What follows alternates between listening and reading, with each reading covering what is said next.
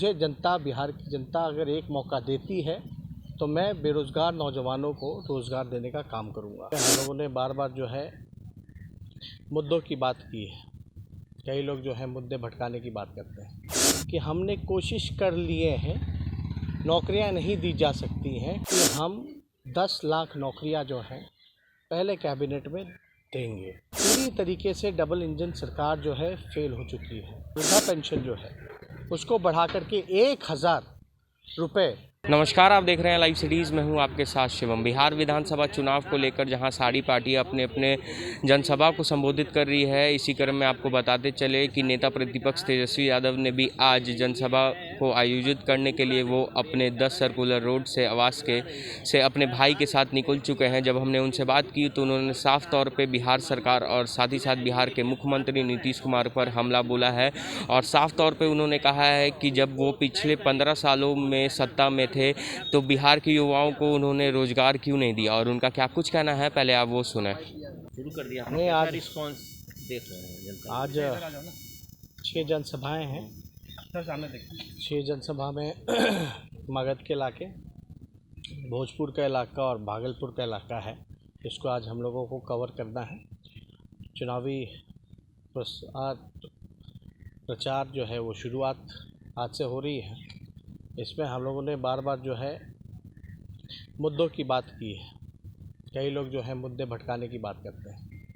हम लोग कई दिनों से ये कहते रहे हैं कि नीतीश कुमार जी थक चुके हैं, बिहार नहीं संभाल पा रहे। इस बात को लेकर के नीतीश कुमार जी ने खुद मोहर लगाने का काम किया है।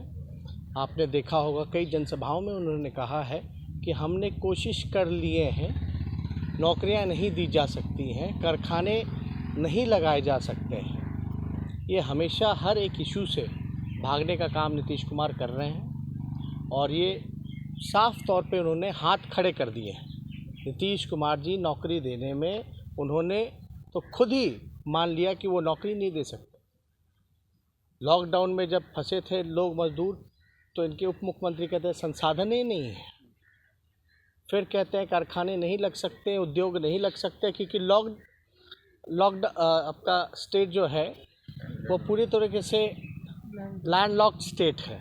तीसरी बात कहते हैं कि समुंदर नहीं है बिहार के आसपास। समुद्री वाले इलाकों में जो है वहाँ जो है सारी चीज़ें हो सकती हैं। लेकिन हम बिहार की जनता को हमने जो वादा किया है, पहले भी हमने कहा है कि हम 10 लाख नौकरियां जो हैं पहले कैबिनेट में देंगे। नीतीश कुमार जी ने तो हाथ खड़े कर दिए, लेकिन मुझे जनता, बिहार की जनता अगर एक मौका देती है तो मैं बेरोज़गार नौजवानों को रोज़गार देने का काम करूँगा।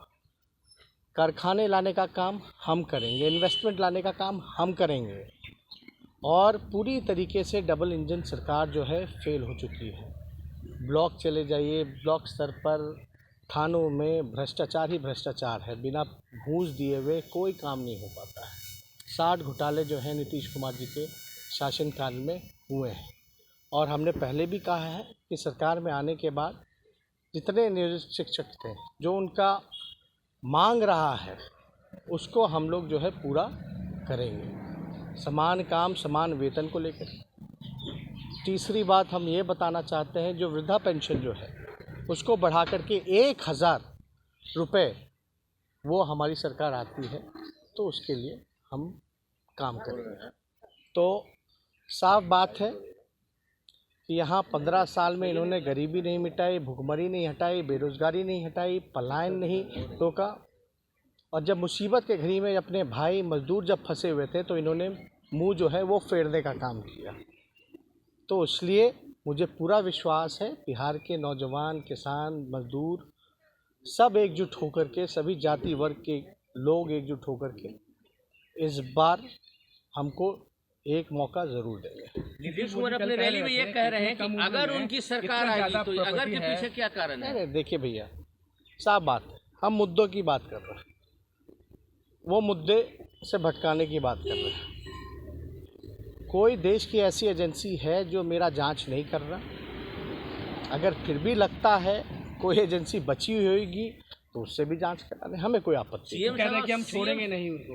एकदम कोई दिक्कत नहीं। एजेंसी जो है सीएम साहब अपने खुद जांच रैली में ये बोल रहे हैं कि अगर उनकी सरकार आएगी तो ऐसा करेंगे, अगर के पीछे क्या राज है?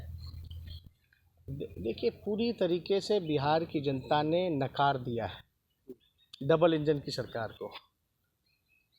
पटना यूनिवर्सिटी को सेंट्रल यूनिवर्सिटी का दर्जा नहीं दे सकते, बिहार को लेकर के विशेष राज्य का दर्जा कहाँ गया, विशेष पैकेज वो कहाँ गया?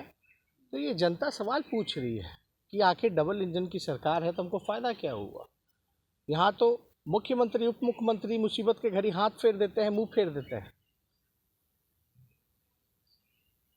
लैंडलॉक्ड स्टेट का बहाना देते हैं, समुंदर नहीं होने का बहाना देते हैं, संसाधनें नहीं होने का बहाना देते हैं। आखिर इसका जिम्मेदार कौन है अगर 15 साल से आप मुख्यमंत्री उप मुख्यमंत्री रहे हैं? तो आपने सुना नेता प्रतिपक्ष तेजस्वी यादव का साफ तौर पे कहना है कि अगर हमारी सरकार बनती है, महागठबंधन की सरकार बनती है, तो पहले ही कैबिनेट में हम 10 लाख लोगों, बेरोजगारों को, युवाओं को नौकरी देंगे। और साथ ही साथ उन्होंने यह भी कहा कि वृद्धा पेंशन में भी हम वृद्धि करेंगे। अब देखने वाली बात होगी कि जिस तरह से बिहार विधानसभा चुनाव से पहले सत्ता पक्ष हो या विपक्ष लगातार वादे कर रही है, ऐसे में अगर सरकार बनती है तो कितने वादे को पूरा किया जाता है। तब तक के लिए आप बने रहें हमारे साथ। अगर आपने हमारे चैनल को सब्सक्राइब नहीं किया है तो जल्द से जल्द सब्सक्राइब कर ले। धन्यवाद।